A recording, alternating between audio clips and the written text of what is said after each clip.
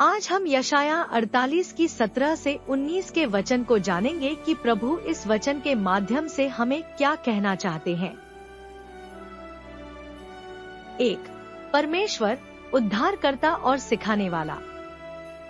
यशाया 48 की 16 में वचन कहता है, यहोवा जो तेरा छुड़ाने वाला और इस्राएल का पवित्र है।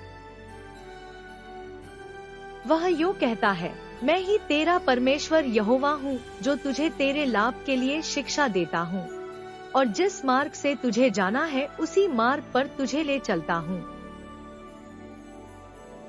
इसका मतलब परमेश्वर हमारा उद्धार करता है, जो हमें हितकारी और लाभकारी बातें सिखाता है तथा सही मार्ग पर चलने का मार्गदर्शन करता है। देखिए, भजन संहिता 32 के 8 इस प्रकार कहता है, मैं तुझे बुद्धि दूंगा और जिस मार्ग से तुझे चलना होगा उसमें तुझे सिखाऊंगा। मैं तुझ पर अपनी दृष्टि लगाए रहूंगा और तेरी सलाह करूंगा। और नीतिवचन 3 के 5 और 6 के अनुसार, तू अपने संपूर्ण मन से यहोवा पर भरोसा रखना और अपनी समझ का सहारा न लेना। अपने सब मार्गों में उसी को स्मरण करना, तब वह तेरे लिए सीधा मार्ग निकालेगा। 2. आज्ञाकारिता के आशीर्वाद। यशाया 48 की 18 में वचन कहता है, भला होता कि तू मेरी आज्ञाओं को ध्यान से सुनता,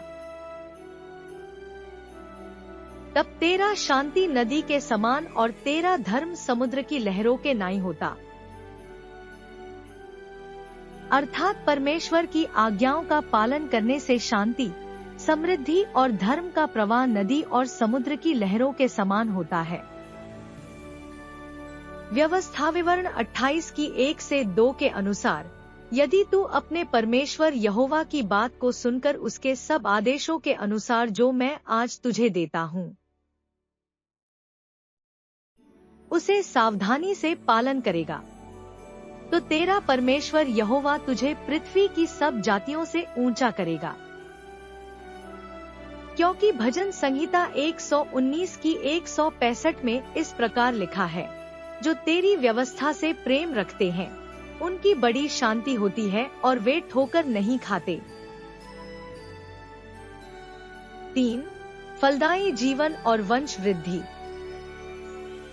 यशाया 48 की 19 में वचन कहता है, तेरा वंश बालों के किनकों के तुल्य होता और तेरी निज संतान उसके कणों के समान होती। उनका नाम मेरे सम्मुख से न कभी काटा और न मिटाया जाता। अर्थात परमेश्वर के प्रति विश्वास योग्यता से वंश वृद्धि, समृद्धि और स्थायी आशीर्वाद मिलता है। उत्पत्ति 22 की 17 के अनुसार परमेश्वर इब्राहिम से कहते हैं, मैं तुझे बहुत आशीर्वाद दूंगा और तेरे वंश को आकाश के तारों के समान और समुद्र के किनारे की बालू के समान बढ़ाऊंगा। क्योंकि इब्राहिम ने परमेश्वर की आज्ञा को माना था। भजन संहिता 112 की 1 से 3 यह कहता है कि यहाँ की स्तुति करो। क्या ही धन्य है वह पुरुष जो यहोवा का भय मानता है और उसकी आज्ञाओं से अति प्रसन्न रहता है। उसका वंश पृथ्वी पर पराक्रमी होगा, सीधे लोगों की संतान आशीष पाएगी। उसके घर में धन संपत्ति रहती है और उसका धर्म सदा बना रहेगा।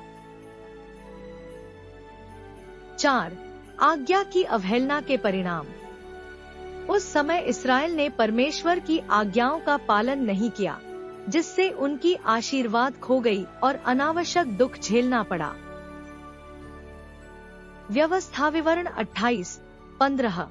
परंतु यदि तू अपने परमेश्वर यहोवा की बात को न सुने और उसके सब आज्ञाओं और विधियों को जो मैं आज तुझे देता हूँ पालन न करे, तो ये सब श्राप तुझ पर आ पड़ेंगे, अर्थात आशीष चला जाएगा।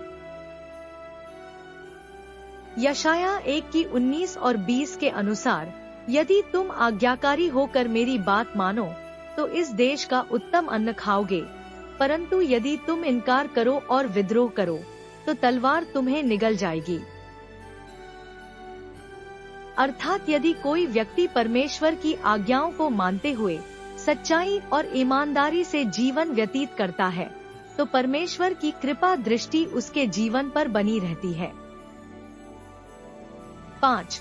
परमेश्वर की स्थायी कृपा और प्रेम। तात्पर्य: इस्राएल की अवज्ञा के बावजूद परमेश्वर अपने लोगों को आशीर्वाद देने के लिए उनकी वापसी का इंतजार करता है। यहेजकेल 18:23 के अनुसार, क्या मैं दुष्ट की मृत्यु से प्रसन्न होता हूँ? यहोवा का यह वचन है, क्या मैं इससे प्रसन्न नहीं होता कि वह अपनी चाल से फिरकर जीवित रहे? अर्थात कोई व्यक्ति चाहे कितना भी पापी क्यों न हो, फिर भी उसकी मृत्यु से परमेश्वर को दुख होता है। परमेश्वर कभी नहीं चाहते कि किसी एक का भी विनाश हो, क्योंकि यूहन्ना 3:16 के अनुसार परमेश्वर ने जगत से ऐसा प्रेम रखा कि उसने अपना एकलौता पुत्र दे दिया, ताकि जो कोई उस पर विश्वास करे वह नाश न हो, परंतु अनंत जीवन पाए।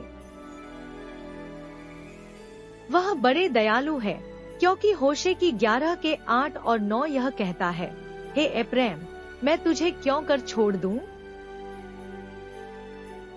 हे इस्राएल, मैं क्यों कर तुझे शत्रु के वश में कर दूं?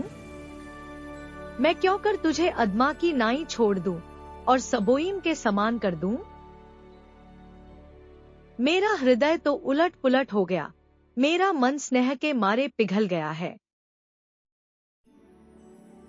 मैं अपने क्रोध को भड़कने न दूंगा और न मैं फिर एप्रैम को नाश करूंगा, क्योंकि मैं मनुष्य नहीं परमेश्वर हूँ।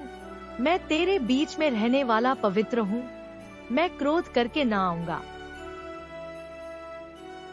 दोस्तों, यशाया 48:17-19 हमें यह याद दिलाता है कि परमेश्वर अपने लोगों का मार्गदर्शन और आशीर्वाद देने के लिए तत्पर है, क्योंकि परमेश्वर की आज्ञाकारिता से शांति, धर्म और वंश की वृद्धि होती है, जबकि आज्ञा न मानने का परिणाम दुख और आशीर्वाद की हानि होता है। इसलिए पापों को छोड़े परमेश्वर की आज्ञाओं को माने और सच्चाई तथा ईमानदारी से जीवन व्यतीत करते रहें। धन्यवाद।